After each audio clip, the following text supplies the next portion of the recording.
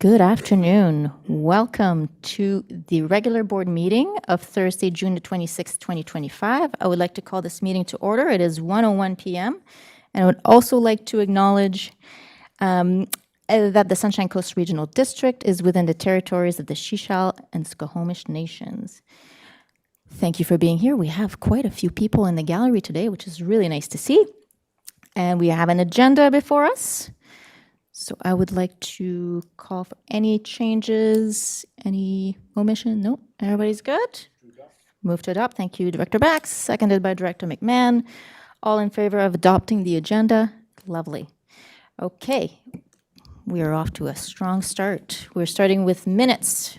Item 3.1, regular board meeting minutes of June 12th, 2025. Directors, any omissions, anything that should be corrected? I don't see anybody throwing themselves. Okay, could I have a motion to adopt the minutes of June 12th? That's moved and seconded. All in favor? Fantastic. We have minutes. And no business arising from minutes or unfinished business. So we're going straight to the good part, which is presentations and delegations. Starting with item 5.1. Stephanie Woods, Kelly Chapman, and Diane Bunsha of the Coastal Douglas Fir Conservation Partnership and University of British Columbia Botanical Gardens regarding Action for Adaptation, Biodiversity Atlas, and Policy Toolkit. And they are here via Zoom. Welcome. And the floor is yours. Thank you. Good afternoon, everyone. My name is Stephanie Woods, and my colleague Kelly Chapman and I are with the Coastal Douglas Fir Conservation Partnership. Our partner, Diane Bunsha from the UBC Botanical Gardens, is here as well, although she won't be presenting today. We are presenting on mapping sensitive ecosystems in the Sunshine Coast. And we just wanted to say a big thank you to our funders, ECCC, and a donor of the UBC Botanical Garden. Can flip to the next slide there. Action for Adaptation is a collaboration project between the University of British Columbia Botanical Garden and the Coastal Douglas Fir Conservation Partnership. The partnership is a collaboration led by a steering committee that is made up of 12 partner agencies, organizations, and land managers, including federal and provincial government, and supported by working groups focused on different aspects of the CDFCP goals.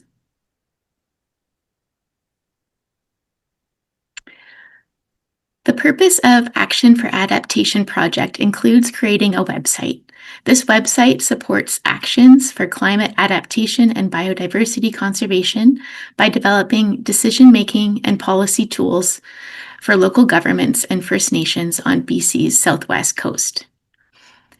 Two deliverables under this project include a biodiversity atlas. So this is a single, accessible online platform created by researchers and peer-reviewed by the province and experts.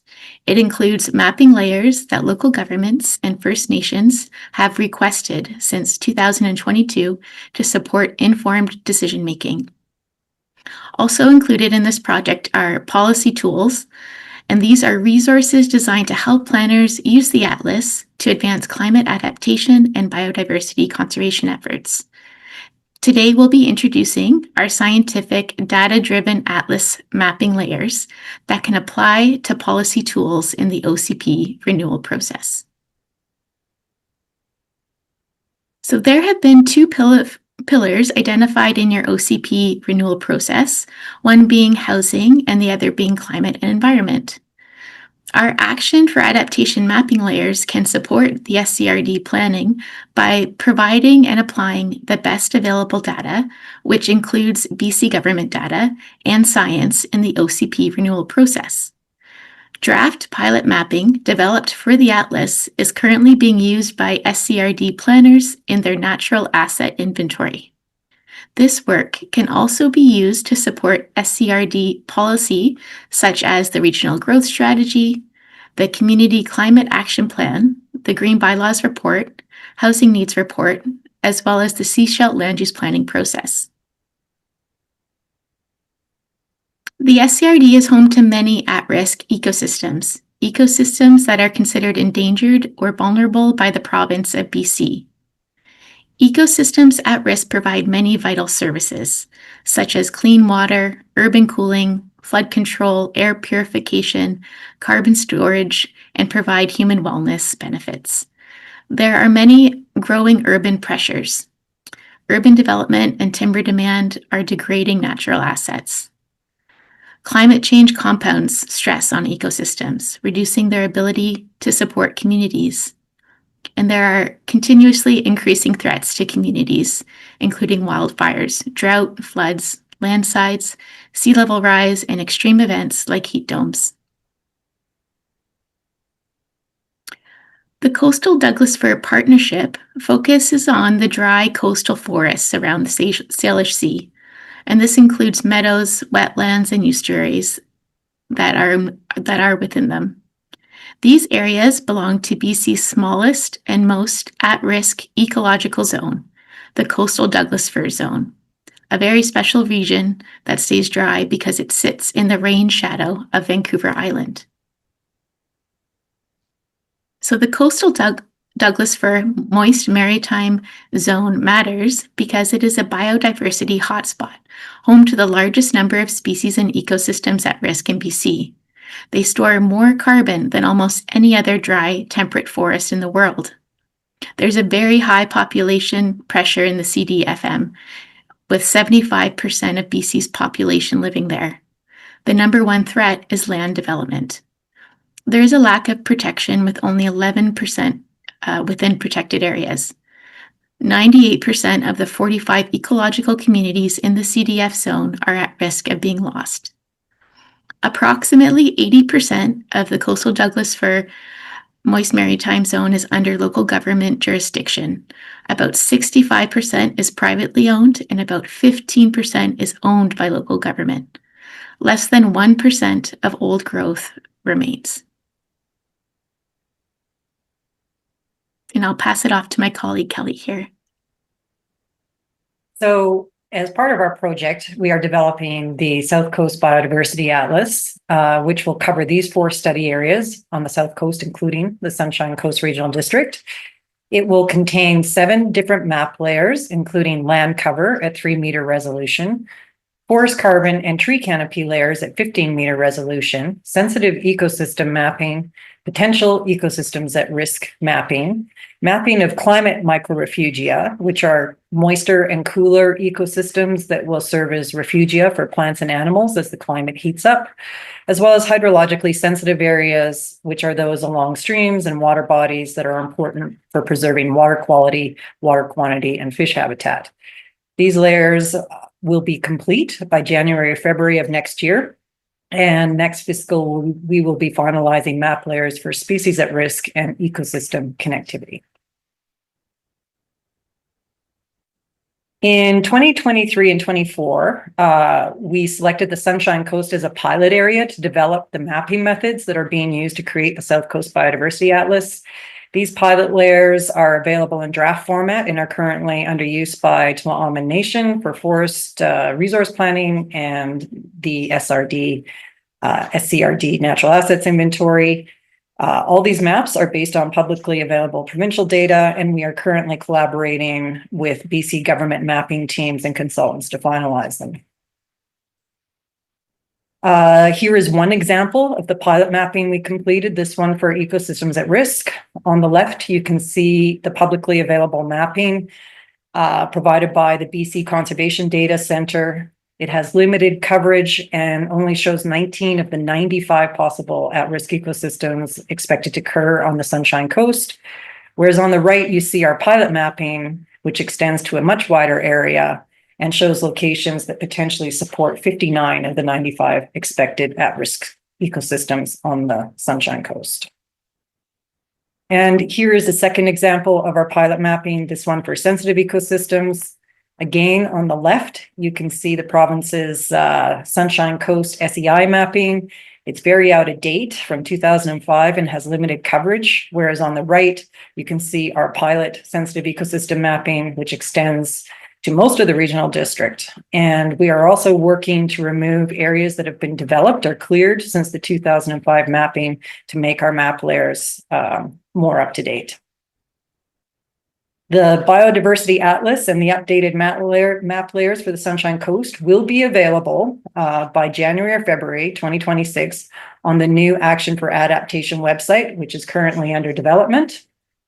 And we are also developing a local government policy toolkit for the website, which will be online by fall 2025, and which will support the Atlas layers. Thank you for your time, and with gratitude to our funders. Thank you so much. And if you want to get out of the PowerPoint presentation, we could see you, which would be nice if directors, there you are. Perfect.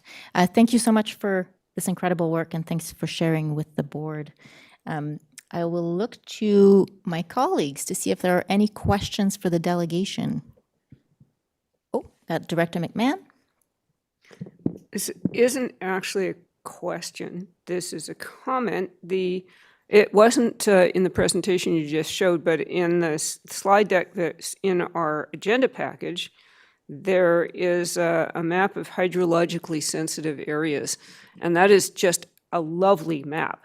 That just, it popped for me because I immediately could see the difference between the watershed of the Rainy River and the watershed of McNabb Creek, for instance. It was really impressive. So I love, that's my new favorite map. And I look forward to seeing this online. Thank you. We look forward to getting it online. Right. Excellent. Excellent. Oh, yes, I have a speaker's list. Thank you. I'm trying to figure out how to work at the computer here. So I have Director Stanford next on the speaker's list. Thank you. It was very interesting looking at the maps. I'm also a lover of maps, so it just helps define and have a narrative to talk to our constituents about why these initiatives are so important. How does this project, does it coordinate with other regional mapping projects? I'm thinking of the Howe Sound Terrestrial Atlas and some of the other projects that are happening through Alcatsum Howe Sound. There's also projects through the Southern Gulf Islands to support the Douglas fir ecosystems. How are you working with other groups and governments to sort of coordinate the initiatives? Do you want to answer that, Dion, or shall I? Sure. So we have been in touch with the Squamish Environmental Society that works in the Howe Sound biosphere. I'm sorry, I can't pronounce the indigenous word, but so we've been in touch with a lot of groups at a regional scale to kind of make sure that we're not duplicating effort in any way, and also supporting each other in terms of how we're working and what's worked and what hasn't worked. And so, yeah, that's basically how we've been working, but also learning from other partners in the Okanagan on the work they're doing on ecological connectivity. So there is a lot of collaboration between various groups, just so that you're aware. And if you have any further questions, I'm happy to give more details. Great. Thank you so much for that answer. I have Director Bax next, and then alternate Director DeAndrade after. I want to thank you for choosing the Sunshine Coast for this pilot project. That's makes us feel like we're not the orphan child of the government, and I hope that you can be sharing this with other stakeholders. I'm thinking. The Sechelt Nation has their own logging arm, and that would be very interested in. I think it would be interesting for the Sechelt Nation to get a hold of these maps as well sooner than later. And also, if you are sharing these, I know it's going to be public in in the new year, and I'm hoping that our community forest will be looking at this, and BC Timber Sales will be looking at this, and there's a community forest through the or through the Squamish Nation as well. And I think it's important that these stakeholders that have boots on the ground within these territories, they understand what's going on, and you've done a great job in kind of bringing it all into one place, and I thank you. Okay, excellent. I didn't hear a question, but some great comments. It was more of a statement that I hope that this group will highlight the work that they're doing to some of the other stakeholders that I don't see on this, that are mentioned in this report. Perfect. Thanks. I just wanted yes, to go ahead. add that we are in touch with the Sechal First Nation GIS department, and we've been collaborating with them. And while developing this, they've helped us a lot in telling us what they're doing and been willing to share updated data that they may have. So we have been in touch with Sechal First Nation. We haven't been in touch with the other stakeholders you've mentioned, and they're great ideas to connect with because we haven't really reached out to the private kind of stakeholders. So thanks for that suggestion. Great. Thank you very much. Alternate Director DeAndrade. Thank you, Chair. Yeah, this is fantastic. Nothing like a visual to give us a sense of what we have and what we could not have in the future. First, a clarification. The launch will be winter to 2025 or 26? I don't know. I thought I was reading 26, but I heard 25. So I just want a clarification. My second question is if during the launch there will be any email, like spread the news to the municipalities so we can be reminded. And on the point of Director Bex, I think it will be fantastic to share this material with the school district 46 because it's important that the kids become familiar in using this. So by the time they are out of school, they can they are familiar with the map and also with the information in the map.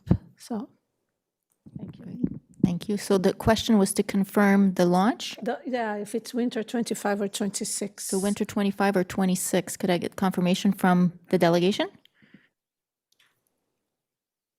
That was January, February 2026. Oh, yeah, okay. Fantastic. Thank you 26. very much. And if they will let municipalities know if they're gonna launch, like send an email to us or. Okay. Yes, you got that, delegation. If you're going to send a little reminder to local governments when you do. And I see some nods. So fantastic. Thank you very much. Yes, we will. Yeah, we will be sending to municipalities, and also many municipalities are members of the partnership as well. So they get our updates and e-newsletters as well. Excellent. Thank you. If directors have other comments, please raise your real hand so that I can actually see it because I don't see any further hands. So I want to thank the delegation so much. This is incredibly valuable work. And I think you can hear the enthusiasm here at the board table. And really thank you so much for coming to present and share this with us. It comes at the right time, and we're very thrilled to put this in the toolkit. So thank you very much. And you are free to go. Thank you so much. Thank you for the opportunity. Awesome. Thank you for your time. Okay, so that was one of two delegations. And we have one that's a little on the same topic.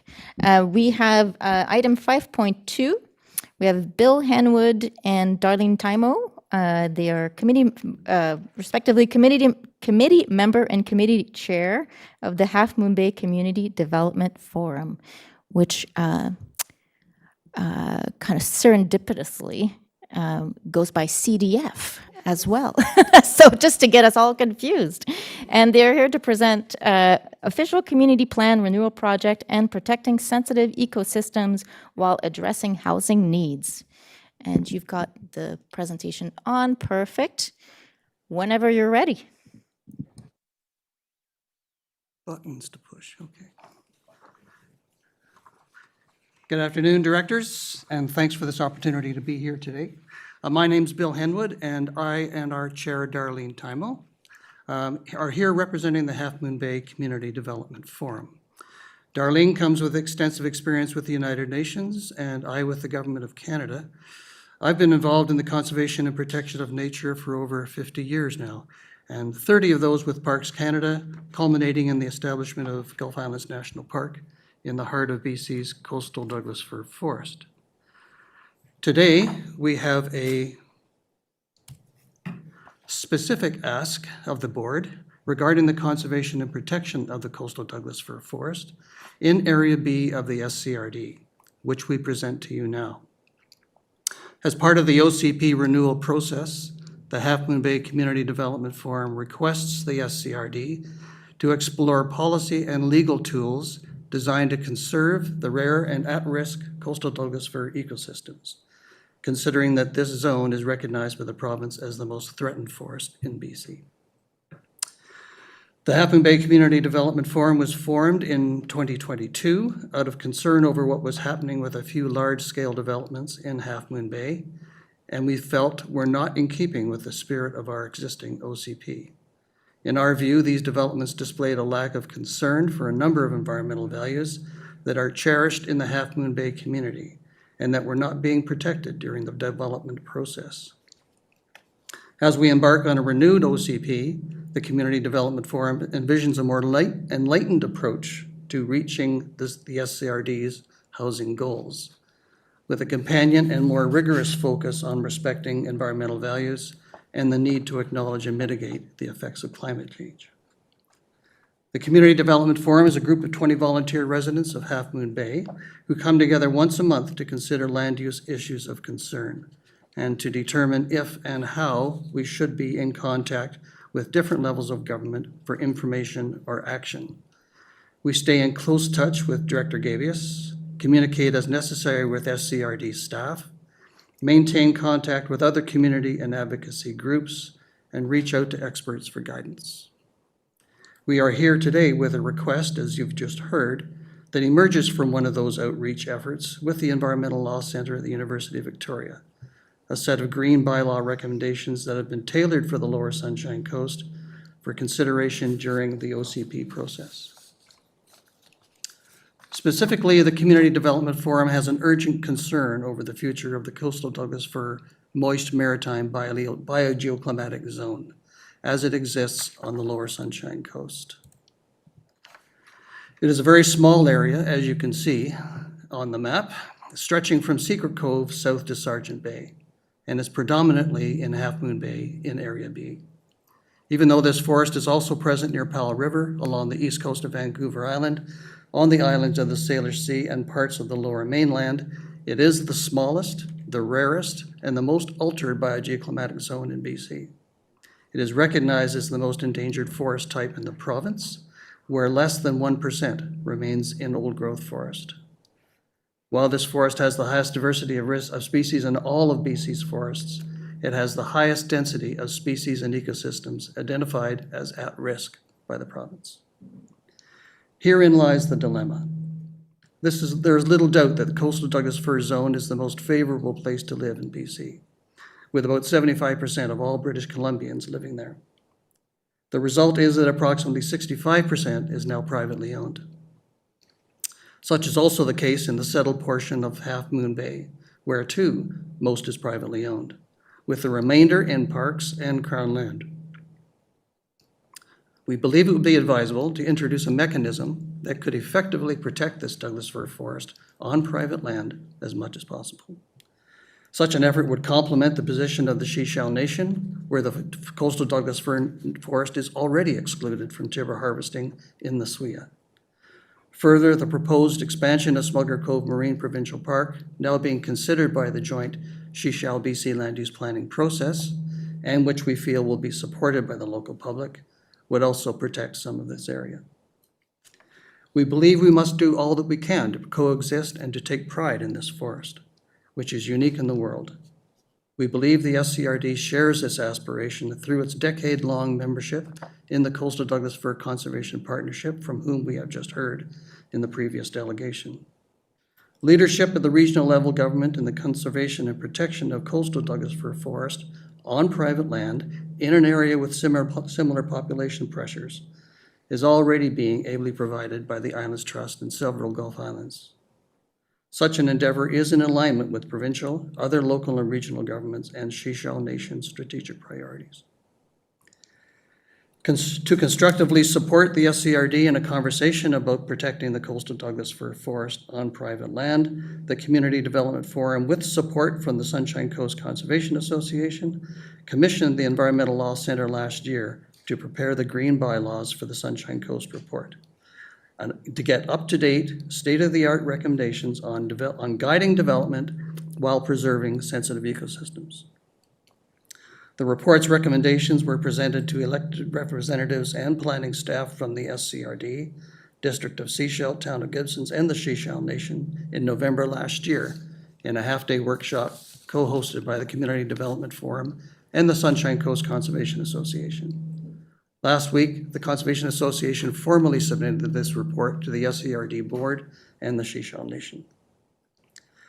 To be precise, as the SCRD guides the necessary housing and other land use initiatives in a renewed OCP, the Half Moon Bay Community Development Forum wishes at the same time to protect and conserve the values of the coastal Douglas fir forest, guided by the Green Bylaws recommendations.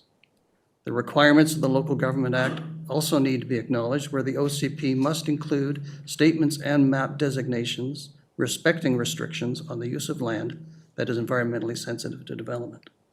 We believe the entire coastal Douglas fir zone in Half Moon Bay qualifies. Therefore, to repeat the ask, as part of the OCP renewal process, the Half Moon Bay Community Development Forum requests the SCRD to explore policy and legal tools designed to conserve the rare and at-risk coastal Douglas fir ecosystems, considering that this zone is recognized by the province as the most threatened forest in BC. In making this request, the Community Development Forum acknowledges that the consideration of the Green Bylaw recommendations needs to be guided by the best available science and viewed in the larger context of sensitive ecosystems protection throughout the SCRD, including our aquifers, watersheds, wetlands, and other sensitive ecosystems. As you've just heard, the necessary data and mapping to implement such measures are now available to assist, and updated versions will be coming very soon. So thank you for your time and attention today, and we can now take some questions if you wish. Fantastic. Thank you so much to members of the CDF. And I just want to mention, as the area director for Half Moon Bay, I have the absolute pleasure of having this group in my area who's been doing so much good work. And I try to keep up with y'all and come to your meetings. But you've done so much work on this, and I personally am very grateful for it. So we have a delegation here ready for questions. I will be looking for real hands, and because I still haven't figured it out. Okay, perfect. I have a list here. And because this kind of overlaps with the OCP renewal process, I think we could also see if there's questions that are more directed to staff, we could also take those. So first off, I have Director Bax. Thank you. I see that our OCP renewal process has two main pillars that we're going to be concentrating on. It's housing, which we've dug into, and we've had some orientation with our APCs on that. And the other one is climate and environment, and that's where this one fits in. And I see that I have representatives in the audience from my community association in Roberts Creek, and I believe that my community shares a lot of the same values as the Sunshine, as the Half Moon Bay Community Development Group. And I was wondering, if I haven't had a chance to look at the maps, are there a lot of similar areas within Roberts Creek that could fall under the same kind of category as what you're looking at in Half Moon Bay, if you have an answer to that? I mean, it's a little off the scope of the presentation, but if you do have some information for Director Bax, welcome to tell him now or get in touch with him later. Well, technically speaking, Roberts Creek isn't in the CDF, so that's one factor to consider. However, I mean, there's still Douglas fir forest, as we all know, but it's just not quite the floral composition of the CDF. But having said that, there are, and I know Darlene has a lot more experience with Roberts Creek than I do, but I have no doubt that there are very similar common issues that we could help address. Did you want to speak to that? Well, just to say that the maps shown by the previous delegation, which cover the whole lower Sunshine Coast, identify and will identify by January, February, the sensitive ecosystems all along, including Roberts Creek. But Excellent. the coastal Douglas fir, for whatever reason, it's the dark yellow in the map that Bill put up. It lies, I think, 95% within Area B.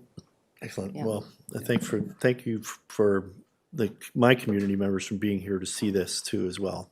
And thank you. I think the point needs to be made again that, as Darlene said, the mapping and the information available to make land use decisions will be the same for Roberts Creek as it is for Half Moon Bay. Fantastic. We have Director McMahon next.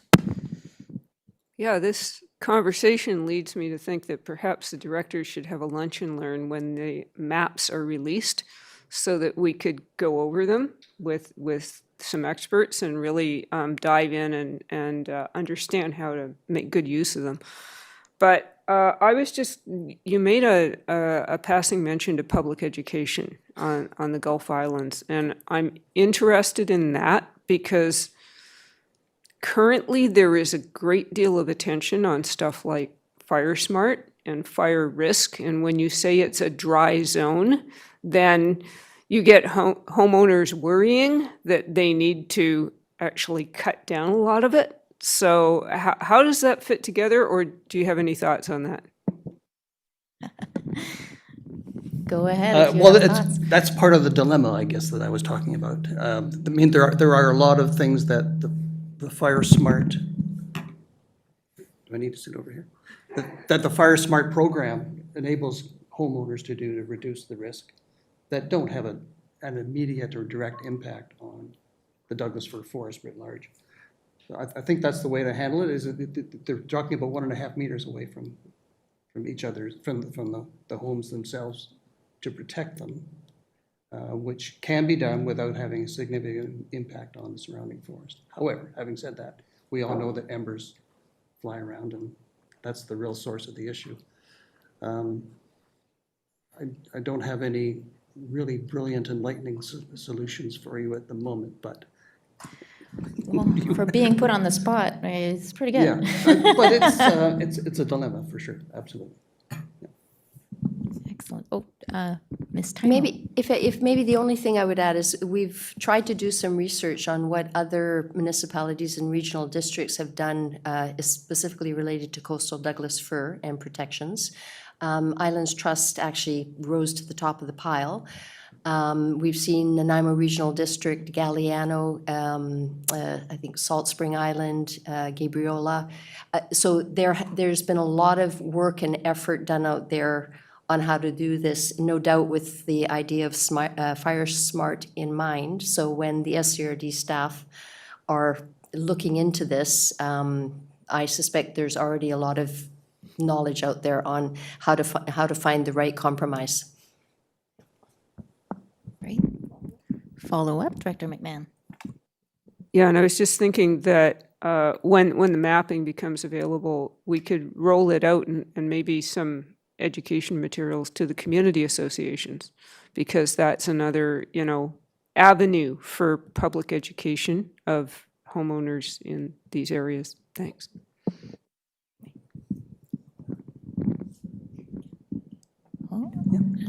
So one thing we are doing on the education front is we're having, with the cooperation of the CDF CP, they are producing, actually on our behalf, they're for us, they're producing copies of their brochure, and we're also producing a large map of the BEC maps up for Half Moon Bay.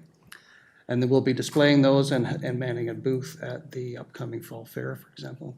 And so we're trying to get out there to spread the word about the importance of the CDF forest and the need to take care. Perfect. That's great. Yes, at the Half Moon Bay Fair, July 13th.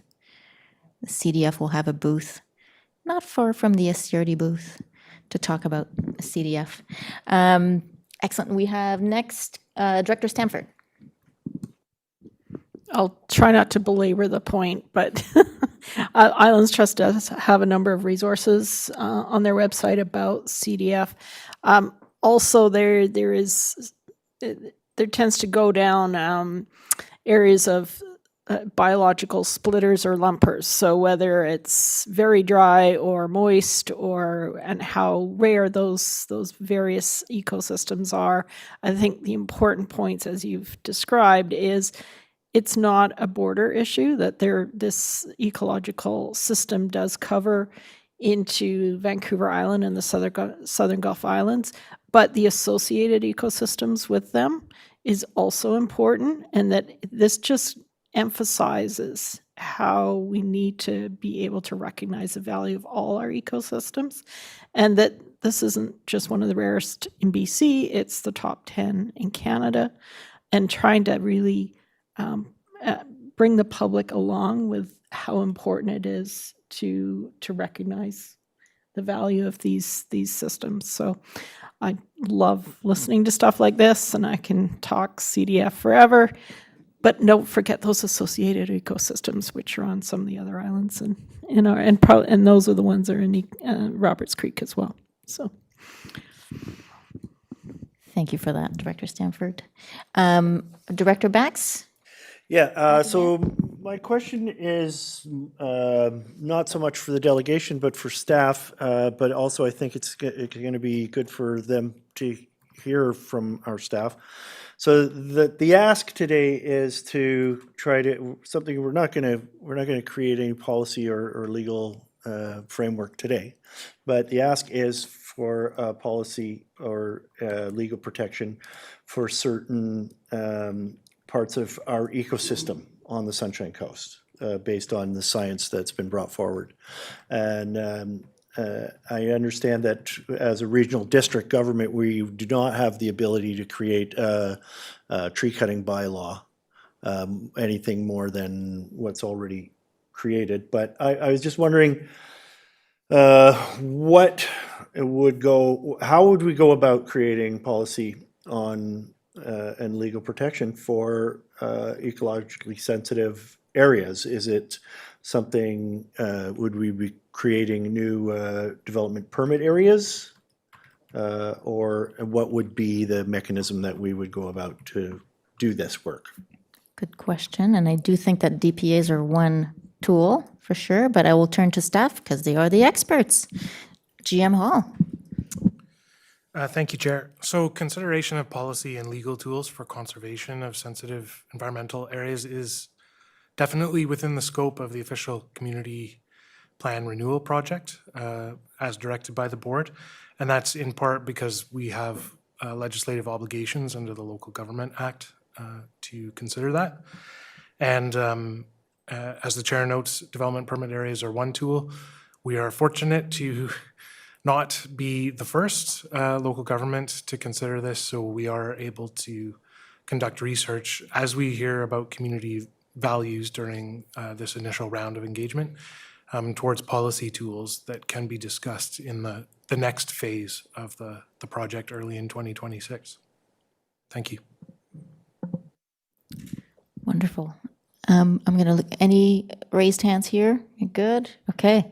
So I will say a few words because this is Area B mostly, which is wonderful to hear. And I've been learning so much about the CDF from the CDF. So thank you so very much for that. It's really fascinating. And to know that such a small, like such a rare ecosystem is in our backyards in Half Moon Bay. We're so lucky. And I think people do sense that. I think there's a real love, like when you talk Half Moon Bay, people, I'm sure staff will hear that in the engagement. Love the trails. Thank you to the volunteers. Love the trees. Love that there's an attachment to the forest and to the trees in Half Moon Bay. And I think that's going to come all, over and over again during the engagement.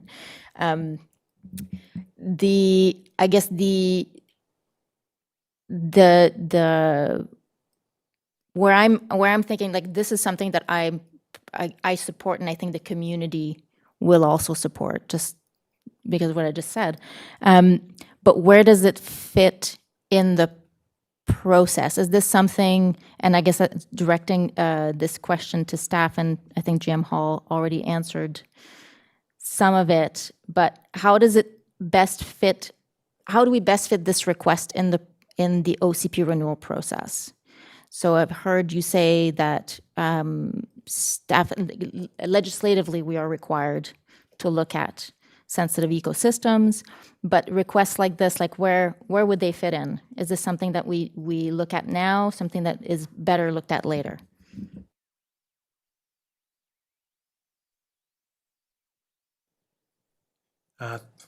Thank you for the question.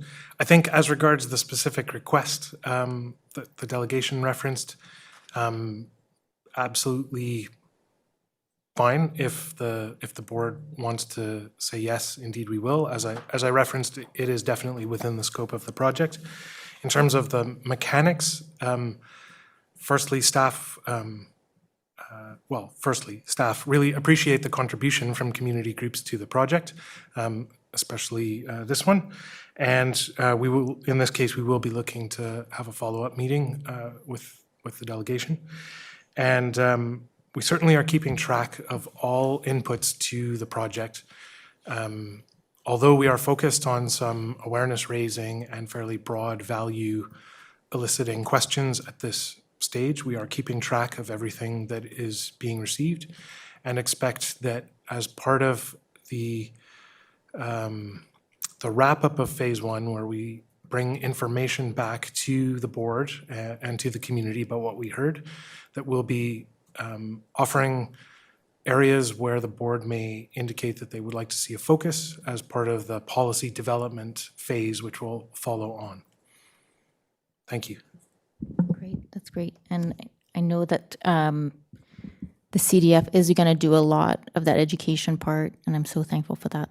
I think once the Half Moon Bay folks realize how unique and sensitive and special their backyard is, I think we'll see a lot of support for that, for sure. And yes, Ms. Taimo?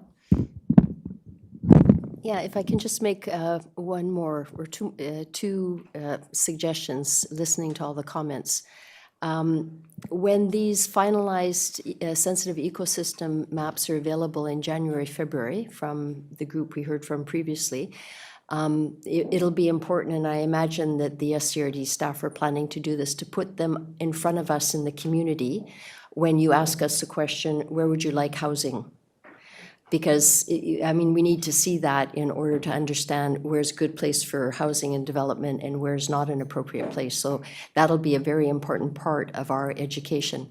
And then the second, if I may be so bold, is in terms of a deep dive into what all those maps mean. The previous group, I don't want to speak for them, but I know they have been very helpful to us as a volunteer community group in terms of getting us to this point today. And I would imagine that they could be very helpful to you in terms of understanding these new maps when they come available and how to peel them out to the public. Yeah, good idea. That's really good. Welcome, representatives from the municipality. Seashelt, you missed some good stuff.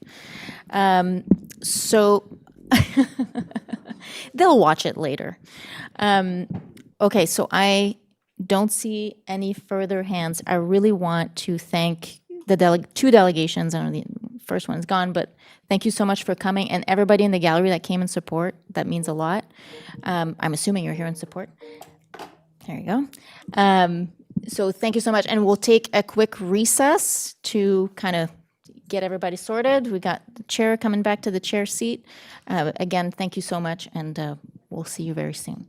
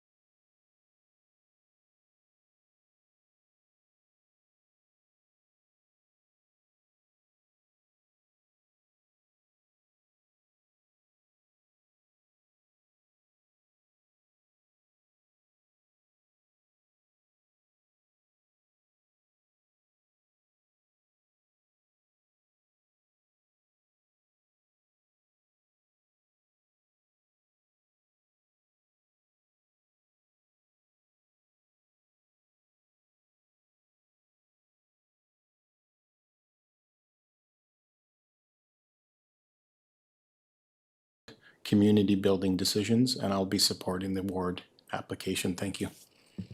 Thank you very much, Director Inkster. Any other comments? Director Lee? It was quite a while ago we discussed this, but has our staff, our various 3 levels of staff, been discussing this, and is it a joint submission? Do you remember that? I don't remember offhand, so I will look to the CAO. Thank you, Chair. So this is envisioned to be a joint proposal. Once this is approved, we would send a letter of support for the Sechelt Nation. In our intergovernmental meetings, there was indication by the elected officials and from the senior staff that there was support to proceed with this particular proposal and concept. And so essentially, those would be the next steps. The proposal and the application were sent to the Sechelt Nation CAO as well. Great, thank you very much. You're good, Director Lee, thank you. Any other comments from directors? If not, Director Baxter, no, you're, okay. Then I'm gonna call the question. All those in favor? And those opposed? That's Directors D'Andrade, McMahon, and Gabius opposed. That motion is carried. Thank you. And that concludes 6.1. So we're going to move on to item 6.2, which is Electoral Area Service Committee meeting recommendations 1 through 12 of June 19th, 2025. Directors, are there any that you wish to pull for separate consideration? If not, may I have a motion to endorse the block? Moved, seconded. Thank you, Director McMahon. Any further discussion? All those in favor? And that is carried. Thank you. Next up, 6.3, which is the Board Policy Review Committee recommendation numbers 1 to 3 of June 19th, 2025. Directors, do you wish to pull any of those for separate consideration? And if not, may I have a motion to endorse the block? Moved, seconded. Thank you, Director Bax. Any further discussion? Any discussion? All those in favor? And that is carried as well. Thank you. All right, next up, we are moving on to item 6.4, which is request for proposal 2561308 GAC Arena floor replacement. This is a contract award for decision. I'll look to staff to see if there's anything. Nope, here to answer any questions if directors have any.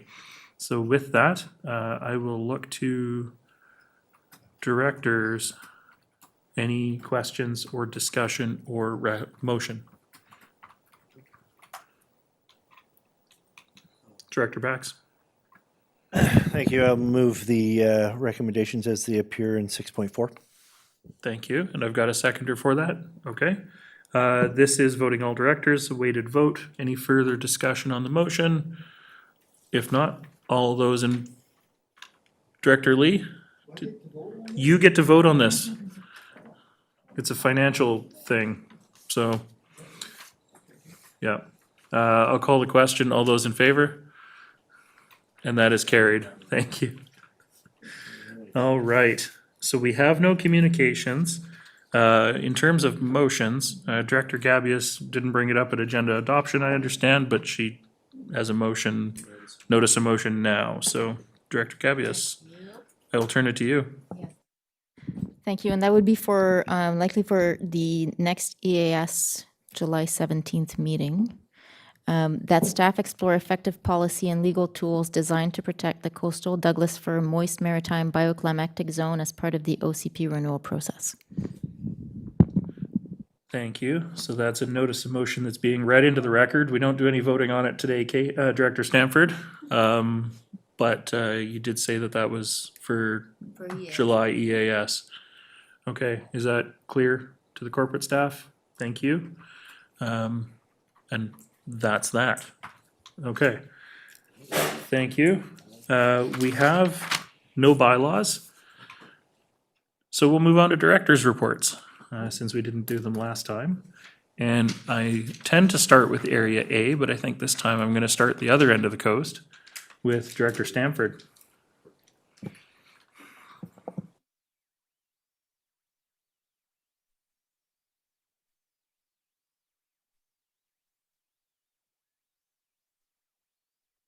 doing this. Director Bax. Yeah, thank you. Not much happened in my area per se, but I was honored to be part of the audience that witnessed the sentencing hearing at the Longhouse last week, as you may have seen in the newspaper. Those of you that didn't make it, it was a really unique situation, and there's, truth is part of the reconciliation process, and so this was really it embodied the truth and the reconciliation part. And I approached some of the Seychelles Council afterwards, and they were very gratified to have other local elected officials there to see what happened. And besides that, there's really not much else that I can share. Thank you. All right. Thank you, Director Bax. Director Stamford, can I come back to you? Maybe? I know sometimes we work on coastal time, but Thank you, Chair. There's a number of things that have been going on this week. It's primarily around Gambier Island. The Gambier Island Local Trust Committee had a very productive meeting on Tuesday to advance official community plans, as well as issues around how the Islands Trust works in planning and the SCRD works in permitting. So we're moving towards some action items. The other thing that we did on Gambier's, the Islands Gambier Conservancy had a hike, and Director McMahon survived the hike, and that's about as much as I'm gonna say. But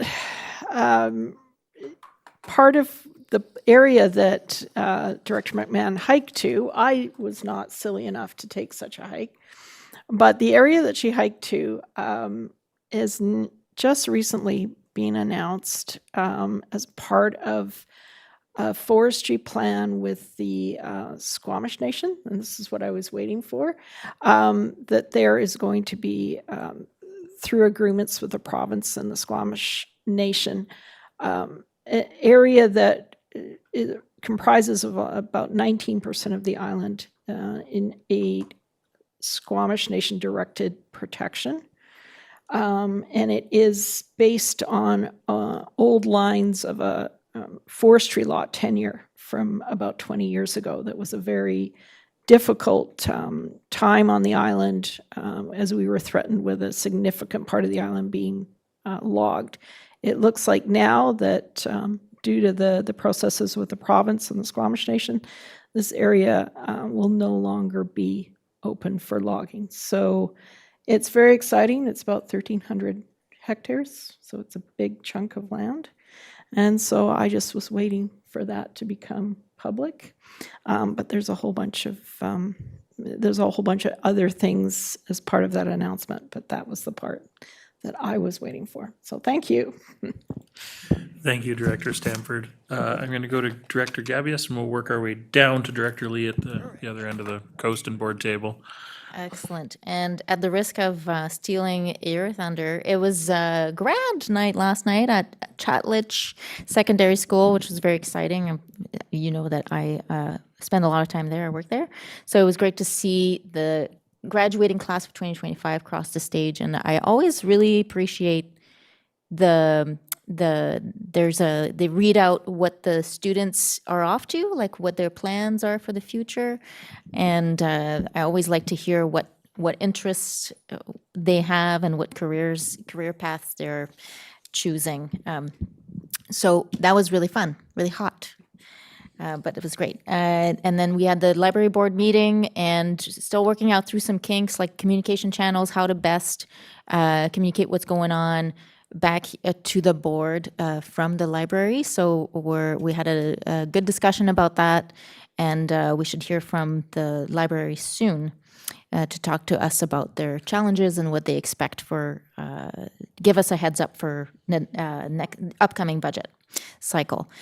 What else? I went to the Half Moon Bay Community Association AGM, which was at Cooper's Green Hall, and it was an interesting night. And it's all I gave my little. I always go too long. My update, director's update, and it's also great to hear questions from people and hear what concerns they have in Half Moon Bay specifically.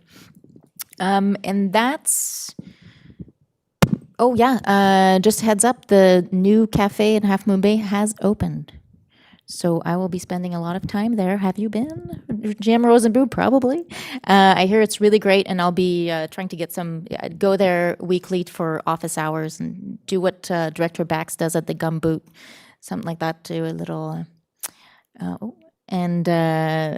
yeah, so that'll be fun. And then I also started populating my website with some deep dives, blog posts on specific topics, as it helps figure out my thoughts. And I saw that Director Stanford I think lifted her Director hand. Stanford would like to speak to that. Go ahead. I would just like to add that I also attended the Elphinstone graduation and presented bursaries from the regional district, and it's a real honor to be able to do that, and so exciting to see all those wonderful students getting ready to head out into the world. And our Director White, as mayor of Gibsons, did a very good speech about the importance of resiliency and how this particular grad class came into grade 8 under COVID and what they've experienced over the last 4 years. So it was really a well thought out, heartfelt speech, and I think it encouraged them to move on to the world in the best possible space. So thank you. Thank you. All right, next up, Director McMahon. Okay, I'm going to give a longish report because I had prepared this for 2 weeks ago. And I'm going to cover ground that many of us were at, but I just wanted to mention it. So on May 24th, many of us were at the MLA's constituency office opening, which was awesome. I also attended the Sunshine Coast Trails Society open house, which went quite well, and I am hoping that they will do it again next year with better publicity. But it was really good to check in with all the groups of trail users across the coast.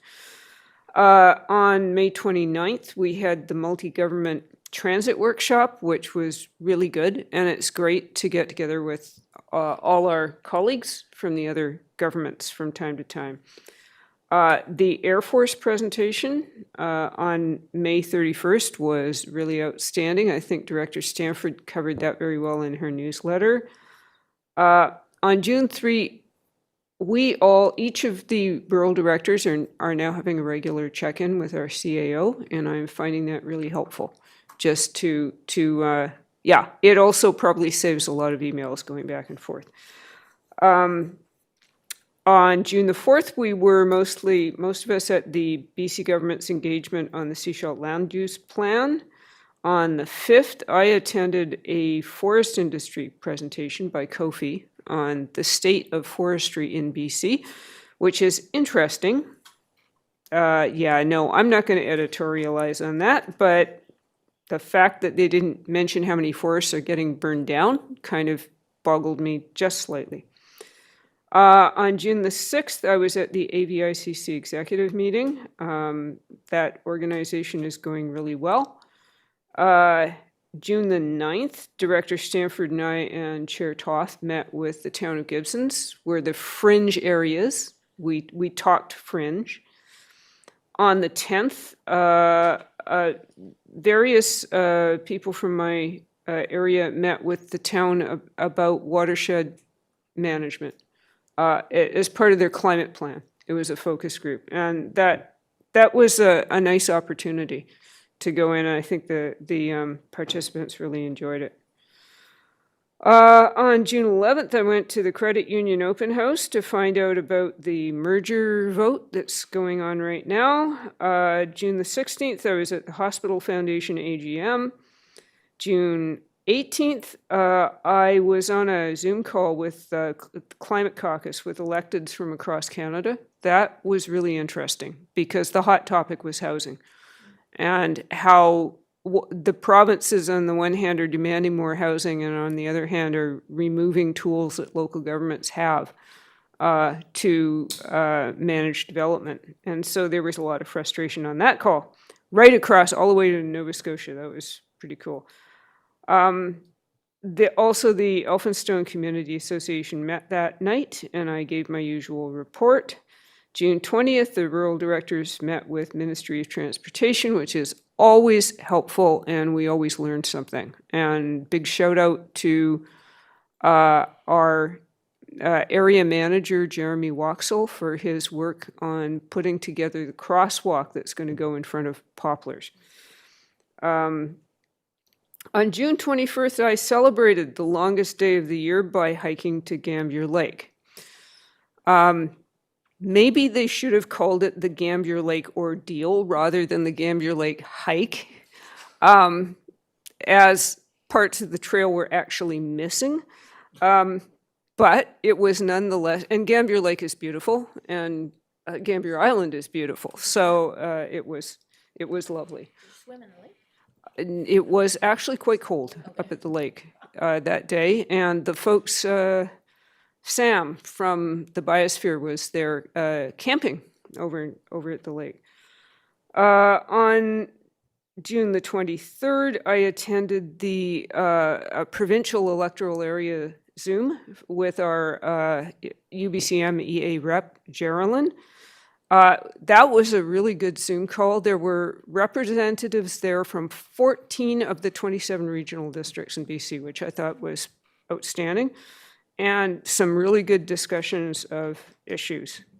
I also attended the province's closed meeting info session and shared the information from that. And I just, looking forward, the Elphinstone Community Association is having their summer picnic on July the 19th. And I just wanted to remind everyone that there are wonderful roadside farm stands all through Elphinstone and the produce, the strawberries. Oh my heavens, the strawberries right now from Grounded Acres are outstanding. Thank you. Thank you very much, Director McMahon. Director Inkster, I see you furiously scribbling. Hopefully you're ready to go.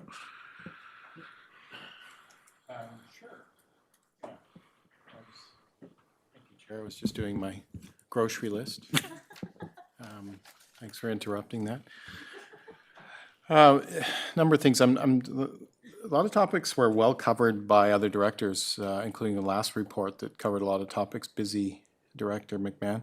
I can sit on your re-election campaign if you want. I just want to mention a couple things. The grad ceremonies that were referenced earlier, I was at the Chadwick one, like others were at the, I don't know if maybe Director Leo praised, I think he was at the Pender High School one, so we're all at those. Good for us and good for handing out those awards and or monies to the kids who dearly need them. And that's what the three of us did, myself, Toth, and Gabias were there to do that.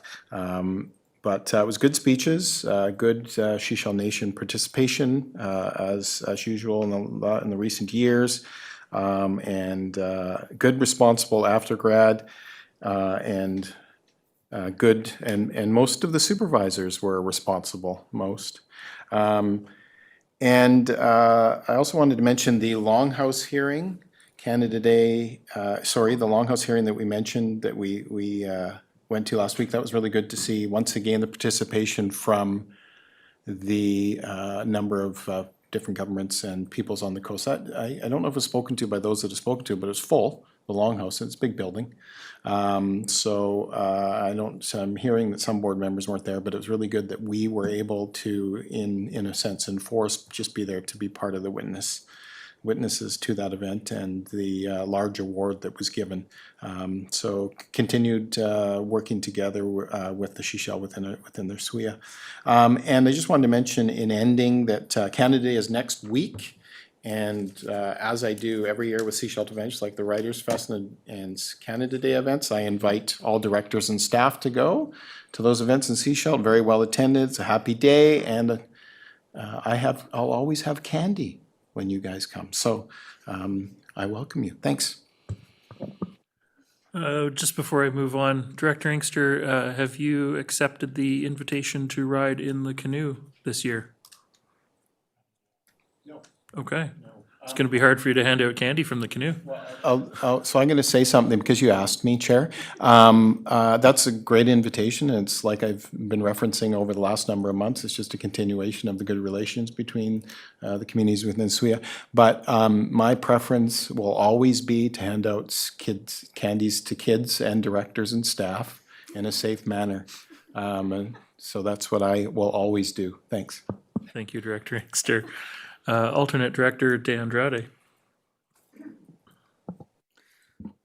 Thank you. Gibson will have also Canada Day. So we offer incredible free food, so please be welcome. And cake. No, it was incredible meal, actually.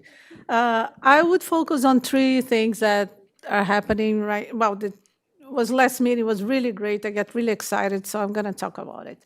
As you may know, our aquarium, the tide pools, we have a partnership, and they help us with our marine natural assets, and it has been great. This is the 5th year, and a lot has been done in terms of eelgrass preservation, which Gibson's has 30% of all the Howe Sound.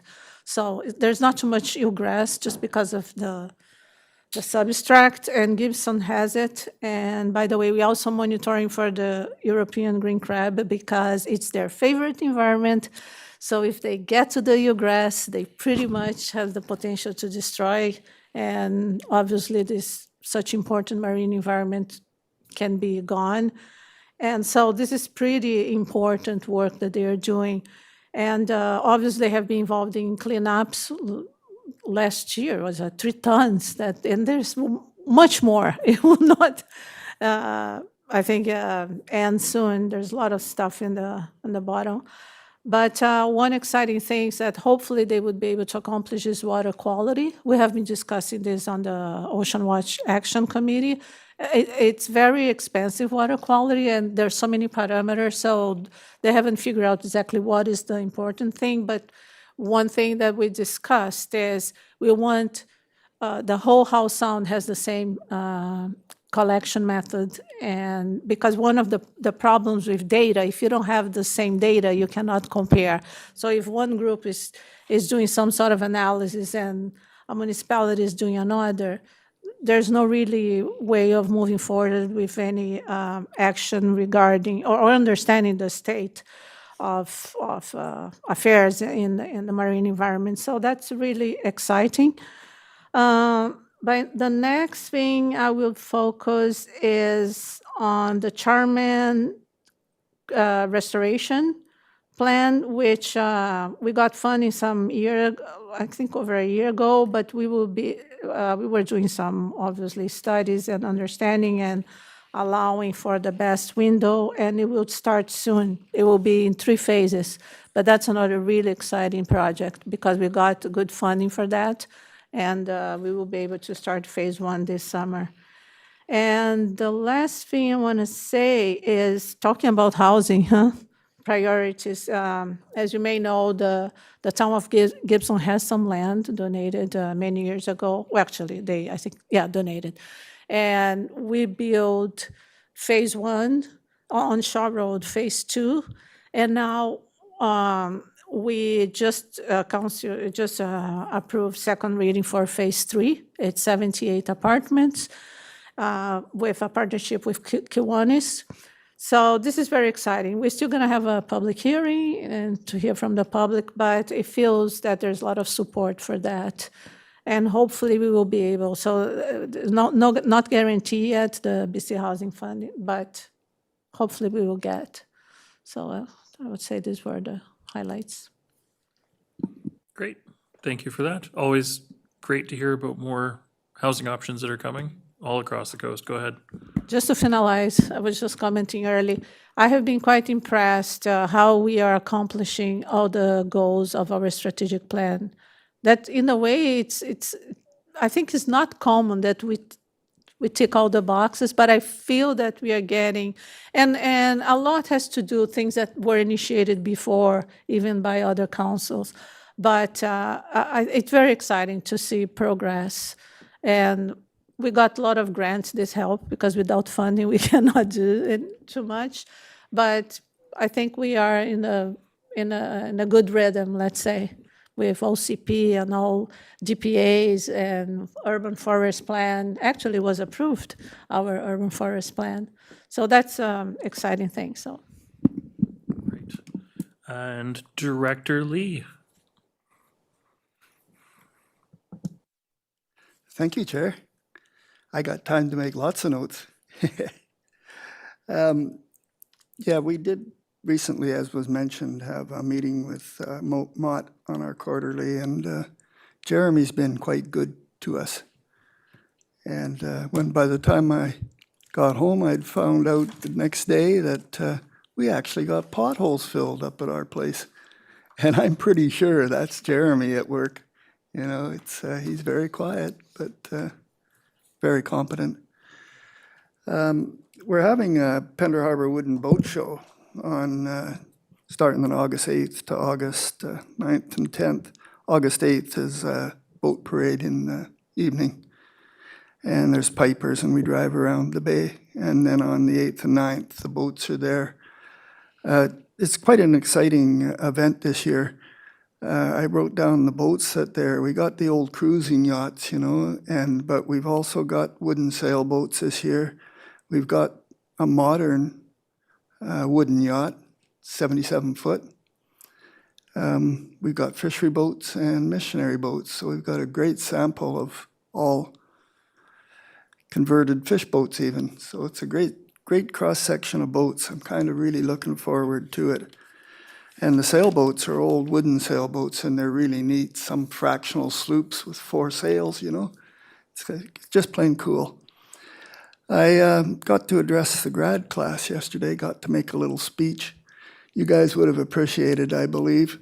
I said there's 3 levels of elected government here on the coast. I says, and you know how you can tell elected government?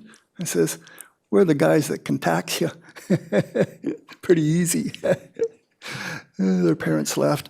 And then I had to remind them that we don't do roads, fill potholes. Couldn't miss doing that. But I extended our congratulations on behalf of our staff and our directors and myself. And really, I think it was better for me. It was 2 hours well spent. And seeing those young people starting out, it really, you know, it brightened me up, made me happy, made me think about our future. So if you get a chance to do that, it's a pretty darn good thing to do. Anyways, that's my report. Thank you. Thank you, Director Lee. I attended a couple of things that other folks were at who've already touched on, so I don't have a lot to report, but yeah, CIA Days is now underway between June 21st and Canada Day on July 1st.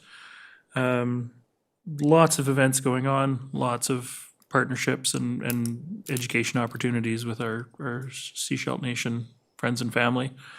Obviously, you know, Canada Day, we are going to have the parade downtown, as Director Inkster mentioned. Any excuse to hand out candy to strangers.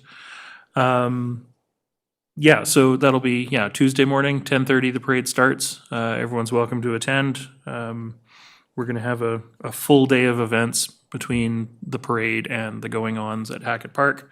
That's a fairly, I guess I'll say routine formula now, what District of Seashell staff and, you know, our community partners have sort of come up with. So, yeah, looking forward to that.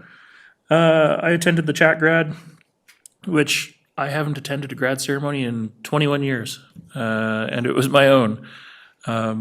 It was interesting to be back at that school because Chat is where I graduated 21 years ago, and I just wanted to say congratulations to Principal Mark Sawyer, who has been there for 10 years, and he's moving on to Elphinstone next year. And so the kids, there was a fair amount of commentary about Mr. Sawyer and how great he is as an administrator at that school. And even just hearing from my own kid, it's clear that the kids there really do love him. Like he is a very well respected and well appreciated administrator. And so Gibson's is going to be lucky to have him. And look forward to seeing where he goes in the future. And then, yes, longtime teacher at Chattelich, Maggie Marsh, is also retiring as of this year. And so it's interesting because she was there when we were there back in the day. And so, congratulations to Maggie on reaching retirement, and look forward to seeing her active in the community more than just at the school. The ceremony of the Longhouse. It was the first time I've been called upon to be a witness for a Sechelt Nation ceremony. And it's the first time that I've been at the Longhouse for other than a joyous event. I've been there for naming ceremonies, for celebrations, things of that nature. And so to be there to hear what the hereditary chiefs had to say in terms of the pain and the anger and the frustration was quite moving.